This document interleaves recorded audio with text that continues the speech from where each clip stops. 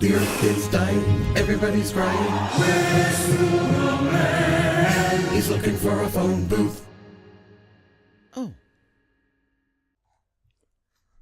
Bonjour.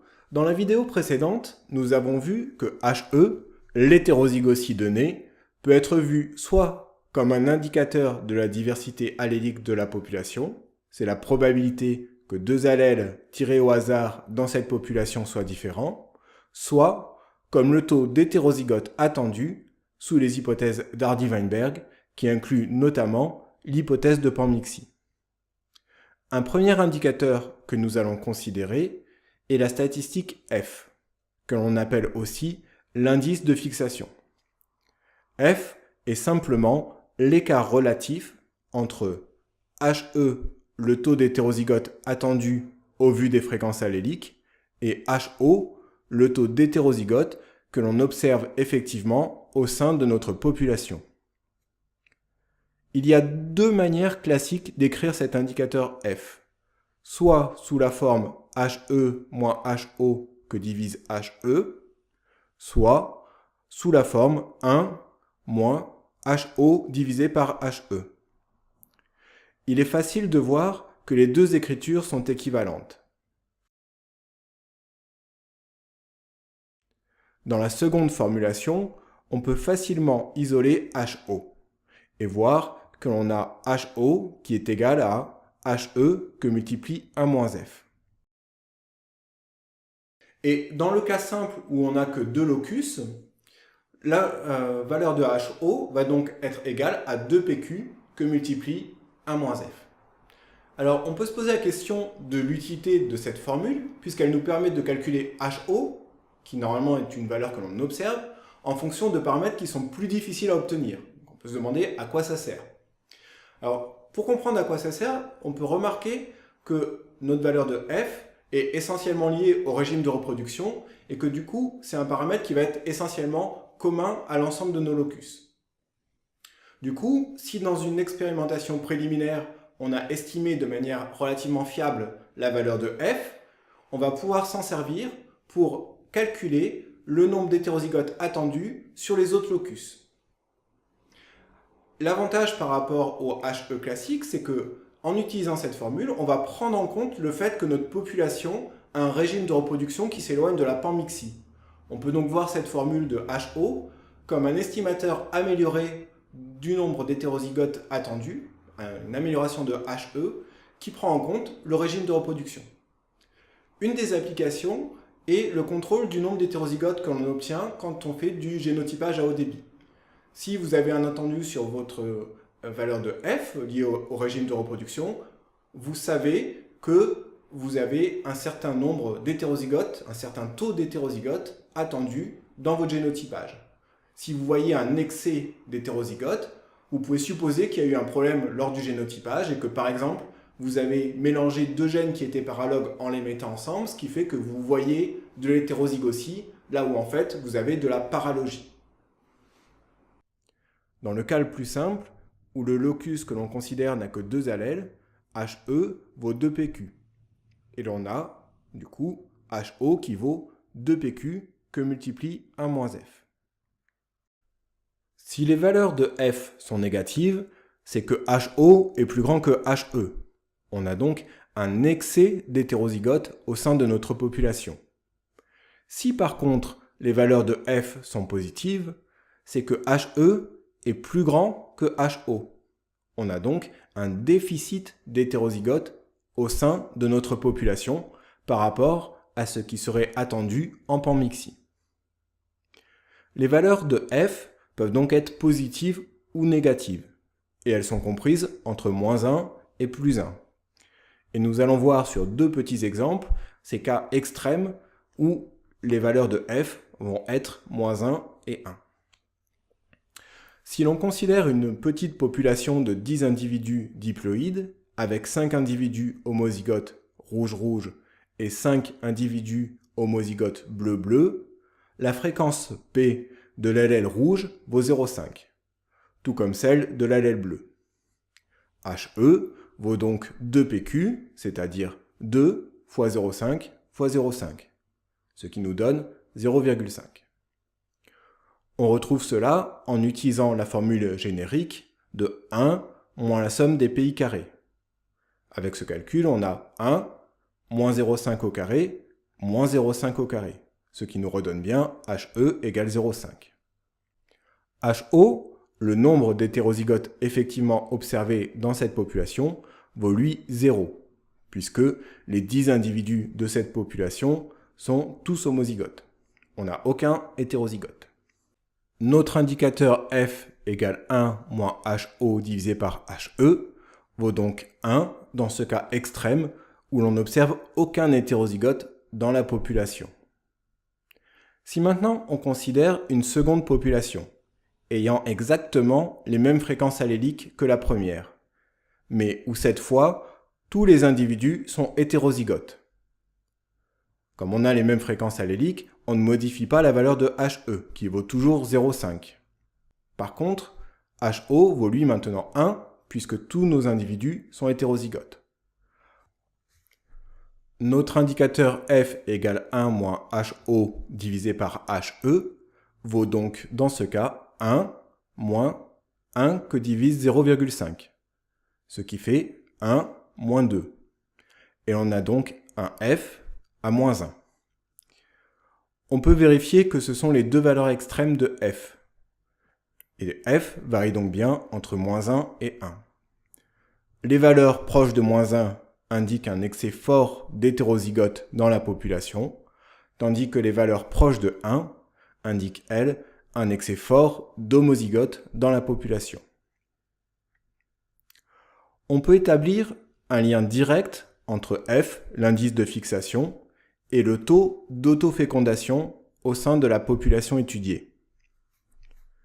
Pour cela, on considère un modèle ayant exactement les mêmes hypothèses que pour l'équilibre d'Hardy-Weinberg, à la seule exception près que l'on va considérer qu'une part de la reproduction se fait en panmixie, tandis que le reste se fait par autofécondation. Pour formaliser cela, regardons comment le taux d'hétérozygote va varier entre la génération T et la génération suivante, T plus 1, en fonction du taux d'autofécondation grand S. Pour la fraction S de la reproduction qui se fait par autofécondation, le taux d'hétérozygote va être divisé par 2. En effet, chaque individu hétérozygote peut donner à ses descendants l'allèle bleu avec une probabilité 1,5 et l'allèle rouge avec une probabilité 1,5. La probabilité qu'il donne un allèle de chaque couleur à ses descendants issus d'autofécondation est donc de 2 fois 1,5 fois 1,5, c'est-à-dire 1,5. Si ce calcul n'est pas complètement clair pour vous, vous pouvez revenir à l'arbre de probabilité que l'on avait dessiné dans la première vidéo et qui nous avait servi à calculer HE. C'est le même principe.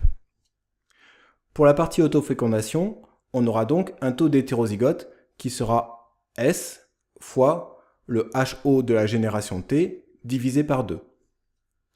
Pour la fraction qui fait de la panmixie, c'est la fraction dont le taux est 1 moins S. Pour cette fraction-là, le taux d'hétérozygote qui en découle est tout simplement le HE classique de la génération en cours, de la génération T. Ce qui nous donne 1 moins S que multiplie HE de la génération T. Sous nos hypothèses, il n'y a aucune force évolutive qui entre en jeu. Les fréquences alléliques sont donc inchangées d'une génération à la suivante. Le HE est donc toujours le même, à la génération T, comme à la génération T plus 1, comme aux suivantes. On peut donc, dans notre équation, se débarrasser de l'indice T associé à HE. Alors, pour arriver à cette situation particulière où une proportion de la reproduction se fait par panmixie et une autre par autofécondation, on peut considérer deux scénarios qui vont nous permettre de comprendre pourquoi on arrive à un point d'équilibre. Soit on part d'une population qui ne fait que de l'autofécondation et on injecte une part de panmixie. Dans ce cas-là, on s'attend à ce que la proportion d'hétérozygotes augmente au fil des générations. Soit on considère au contraire qu'on part d'une population qui est à l'équilibre d'Hardy-Weinberg, en panmixie, dans laquelle on injecte une part d'autofécondation. Dans ce cas-là, on s'attend à ce que le taux d'hétérozygote diminue petit à petit, au fil des générations. Et donc, Si c'est dans ces deux modèles, on arrive à la fin à avoir le même taux de reproduction qui se fait par autofécondation, il semble assez logique de penser que les deux vont converger vers un même point d'équilibre. À l'équilibre, le taux d'hétérozygote est constant d'une génération à la suivante, puisqu'on est à l'équilibre. Trouver ce point d'équilibre revient donc à trouver la valeur de HO telle que on a HO qui est égal à HO divisé par 2 fois S plus HE que multiplie 1 moins S. Si l'on soustrait HO divisé par 2 fois S des deux côtés de l'équation, on obtient HO que multiplie 1 moins S divisé par 2 égale HE que multiplie 1 moins S. HO sur HE est égal à 1 moins S sur 1 moins S sur 2. Et donc, HO sur HE est égal à 2 moins 2S divisé par 2 moins S.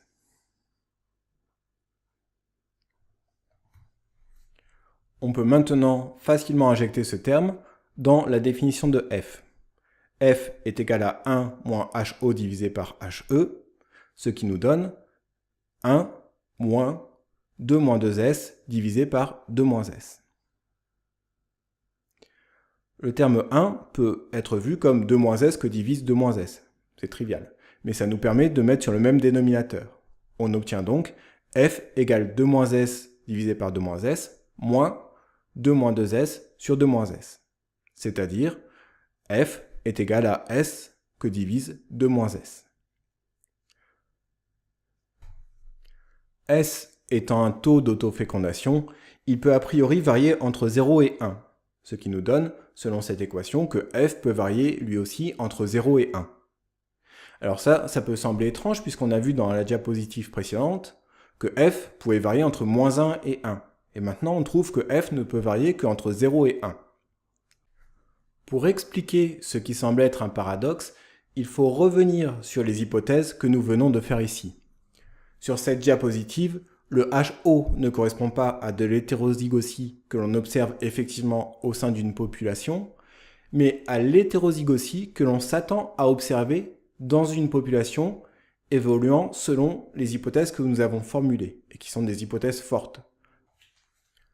Pas de force évolutive, des générations non chevauchantes, une fraction S de la reproduction qui se fait en autofécondation, alors que le reste se fait en panmixie totale. La formule que nous venons d'obtenir pour F correspond donc plutôt à un attendu de la valeur de F en fonction du taux d'autofécondation dans un modèle idéal, plutôt qu'à une manière de calculer F à partir de données observées. L'autofécondation ne permet d'expliquer qu'un déficit en hétérozygote, pas un excès. C'est pourquoi, dans la formule F égale S que divise 2 moins S, où l'on ne considère que S comme valeur explicative des variations de F, les seules valeurs possibles de F sont celles comprises entre 0 et plus 1. Pour obtenir des valeurs négatives de F, reflétant un excès d'hétérozygote, il faudrait par exemple introduire de la sélection dans notre modèle, avec un avantage aux hétérozygotes. Si l'on pense que l'écart entre l'hétérozygosie attendue et l'hétérozygosie effectivement observée au sein de la population étudiée est majoritairement due à la présence d'autofécondation, alors on peut d'une part calculer la valeur de F avec la formule classique, F égale HE moins HO divisé par HE, et utiliser ensuite notre nouvelle formule qui relie F au taux d'autofécondation de la population pour en déduire une estimation de ce taux d'autofécondation. Par exemple, une population n'ayant que des individus homozygotes a une valeur de HO de 0, et donc une valeur de F qui est égale à 1 moins HO divisé par HE qui vaut 1. En résolvant pour S l'équation F égale S que divise 2 moins S, on obtient 1 égale S que divise 2 moins S, et on peut en déduire que le taux d'autofécondation est de 1. C'est évidemment un cas trivial, mais j'espère que cela vous éclaire sur le sens et l'intérêt de cette équation.